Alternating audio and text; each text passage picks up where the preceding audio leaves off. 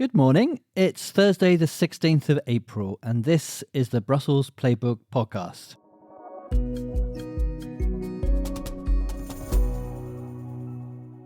The vibe in Brussels today, here we go again. You were fascinated by the Hungary election last week. Well, get ready to be enthralled by Bulgaria's.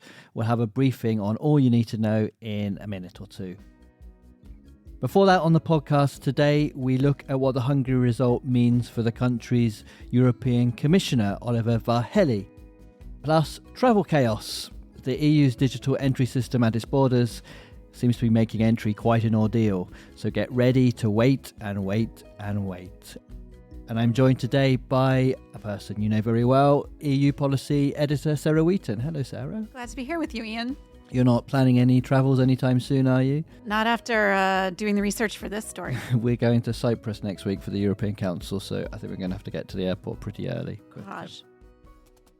We'll talk about that shortly. Firstly, we'll talk about a story that you oversaw, the continuing fallout of the election in Hungary and Prime Minister Viktor Orbán on his way out. It seems though his close ally in Brussels, the Hungarian Commissioner, the Commissioner for Health and Animal Welfare, Olivér Várhelyi, won't be affected despite the change in government. There's obviously been a lot of speculation about his position. That's normal. Peter Magyar's election changes the dynamics in Brussels. But the way the EU rules work, as your reporters reported yesterday, say he can't just decide to fire his country's commissioner, can he? Yeah, I mean, it's really interesting. Even though Magyar got up and he was like, hey, I want all of the Orbánites basically to take it upon themselves to resign, that would just completely go against the culture and tradition of the EU, where the commissioner is supposed to represent the EU and not represent the country that they're from. And there's just absolutely no precedent for it. I mean, I remember, you probably do too, when Phil Hogan, Ireland's commissioner, he admitted breaching COVID lockdown rules in 2020. And there was a lot of pressure from the Irish government, his own government at the time. They said that a resignation would be the correct course of action, and he resigned, but he wasn't fired. And this is the same thing here. But talk to us about what can happen. Várhelyi actually could stay, but actually have not a lot to do. And that seems to be the most extreme course of action, doesn't it? Yeah, and there is precedent for that. And it's almost quite a similar parallel. So in Ursula von der Leyen's first commission, the agriculture commissioner was Janusz Wojciechowski, and he had been appointed by the Polish Law and Justice government. But then Donald Tusk, center-right EPP, very pro-European Union, he came in. There was a lot of enthusiasm about that in Brussels, but Wojciechowski kept his job. Nonetheless, they kind of slowly started taking files away from him. He just didn't really have that much to do in the end, but go around and talk. And that sort of quiet firing is the way they would marginalize EU commissioners. Well, they do say that if you become a European commissioner, you leave your nationality at the door, don't you? So that's obviously why you stay for 5 years, and whatever the government of the day is can't interfere with that. What I found fascinating in the story that you oversaw, Sarah, was this precedent with France. And they don't want to set this precedent because they're really worried, obviously, that if a National Rally president gets into France, Jordan Bardella, or whether it's Marine Le Pen, whoever it might be, can't just suddenly pull the Macron commissioner out of Brussels and put their own person in place. I think that's quite really interesting reason for why this system exists. Yeah, exactly. I mean, these traditions, whether they're the foreign policy veto or the maintaining commissioners even across the change of government, it's because ultimately most capitals know that if they support some sort of a huge change in rules, it could come back to bite them later. Yeah, and it must be said, actually, Magyar's camp in Budapest they're not putting pressure on this. They're not signaling that they want Olivér Várhelyi back. So, we've actually have a quote that says that they realize it's not up to them to interfere.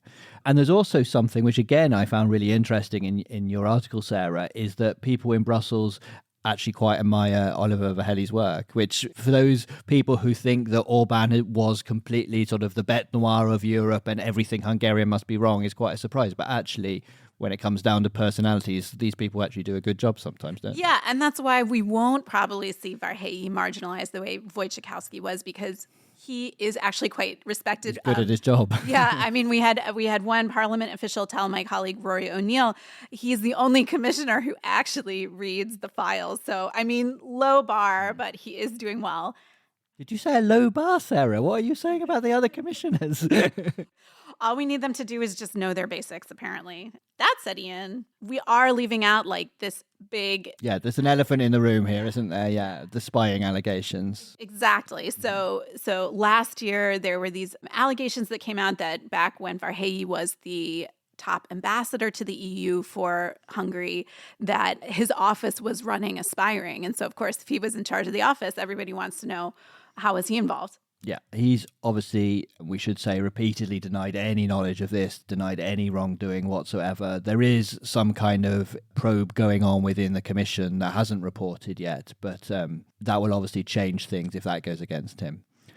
Just before we leave this piece, actually, just one exclusive piece of news connected to the Hungarian elections that we reported yesterday afternoon, following on from our discussion in the podcast yesterday, actually, when we were talking about the European Council. We've now heard that Viktor Orbán isn't going to have one last hurrah at the European Council. He's going to skip the summit in Cyprus next week. Well, so you must be kind of bummed because you're going and you're not going to get to see him. Who else is there to report on? Yeah, where's the fun going to be?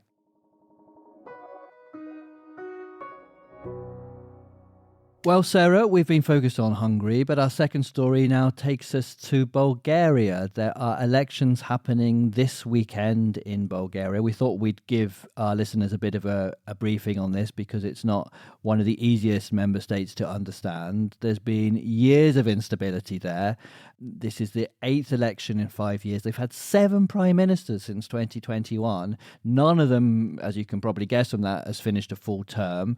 There's a lot of frustration across the country because of corruption, dysfunction in the political system. Previous government collapsed late last year after there were protests across the country for anti-corruption reasons. And basically the coalition just seems to be falling apart all the time. So what do you think? Yeah, I mean, like, I don't want to sound like a jerk, but like, if we cover novelty in the news industry, then like yet another Bulgarian It's not election news, is it? Not news. So then again, this election seems to have some pretty interesting characters. Well, I was going to say, news often is about personalities, and there is a personality here because this man, Rumen Radev, I hope I pronounced it right because I might have to learn it soon, he's the front runner in the election. We have a profile on the Politico website this morning. He used to be the president and he's now running. He's quite an interesting, colourful character. I don't know if you've read about him. He's a former Air Force chief. He was a fighter pilot. He comes from this military background. He talks about being disciplined and above party politics. But he's been running an interesting campaign, hasn't he? It's interesting in that he seems to be kind of trying to avoid getting pinned down. So some of the things he says sound kind of like they're coming from the left, some from the right. He's running in the cost of living, anti-corruption, fixing a broken system. But he doesn't really get into the specifics. And he's also been kind of avoiding the one thing that he does have clear views on, which is foreign policy. When he does talk about foreign policy, he sounds honestly pretty pro-Russian sometimes. He's been skeptical about supporting Ukraine, wants to maintain ties with Russia, even says, look, why are we going to all this effort to get energy from other parts of the world when we could just get it from Russia? Maybe there are some Orbán similarities there. So yeah, we might have just seen the fall of Orbán and there will be another sort of bad boy emerging from the Eastern European region. Now, he's ahead in the polls, 31% at the moment is what he's been predicted to get. So that's not a big lead. And it's obviously nothing like a majority that he would need to govern alone. Even if he wins, Bulgaria might be back with the same problems all over again. Coalitions failing, deep structural problems. He needs coalition partners. They're all divided. So the risk is we'll be back here talking about it again in not so many months. Yeah, but this is where we do need to keep covering it because these Bulgarian elections matter for the whole bloc. We're looking at ongoing instability inside the EU's poorest member state. Rule of law and corruption issues are still unresolved. And as we were saying, you know, we have this front runner who may once again be kind of obstructionist against the EU mainstream on issues like Ukraine and Russia. So Brussels is definitely watching closely.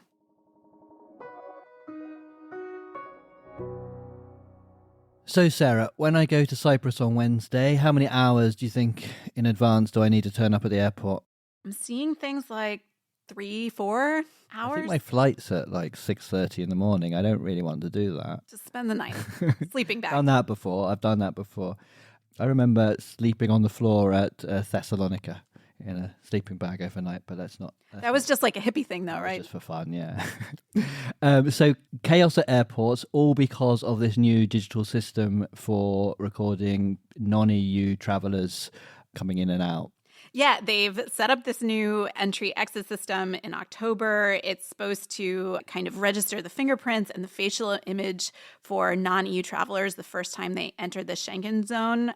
It became fully operational last Friday, but actually that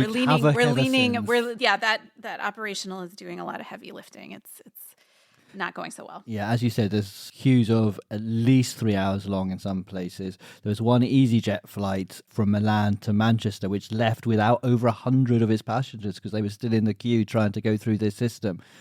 This is quite the mess, isn't it? Yeah, I mean, in Rome over the weekend, some lines went all the way outside the terminal building. 3 airports in Portugal just stopped using the system because they had to make sure that people could get to their flights. The one saving grace, Sarah, because I know, because you told me that you've got a Belgian passport, and I have to confess I've got an Irish passport, is this doesn't affect us because it's just for people who are non-EU citizens coming in for the first time into the Schengen area. Promoting and protecting the European way of life. I know what we can do on this podcast. We can ask people to WhatsApp us if they're waiting in a queue right now. If you're in a queue waiting to board a flight within the EU, tell us how long it's taking. That would be very good to get sort of an overview of where the problems are. The European Commission, ultimately responsible for introducing all this, they don't really think there's too much of a problem. It blames the member states, implying that countries aren't really staffing the border control properly. The quote the Commission gave us was, "It's up to member states to ensure the proper implementation on the ground." Well, Brussels will be blamed, I'm sure. And, travel is honestly just getting worse and worse. There's also reports of airlines running out of jet fuel because of the conflict in the Middle East. Flight cancellations I have a solution, Sarah, for summer holidays. Tell me. Stay in Brussels. Nowhere better in August than Brussels. Because all the rest of us leave and leave you alone. Exactly. So I don't know if you want to be, selling people on this idea.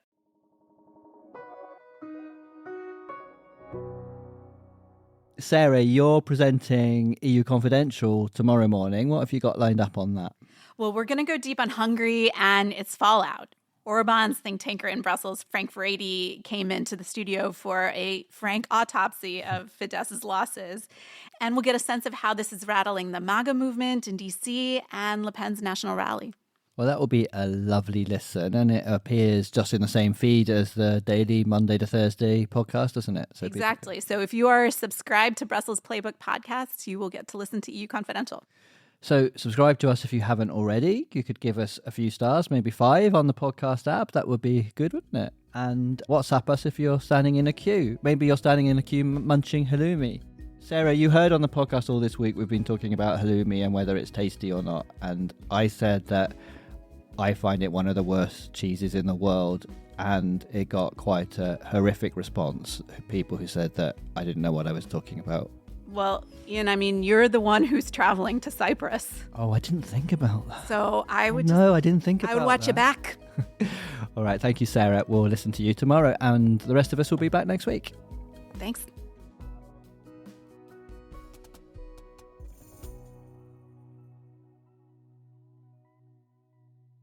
Janusz Wojciechowski.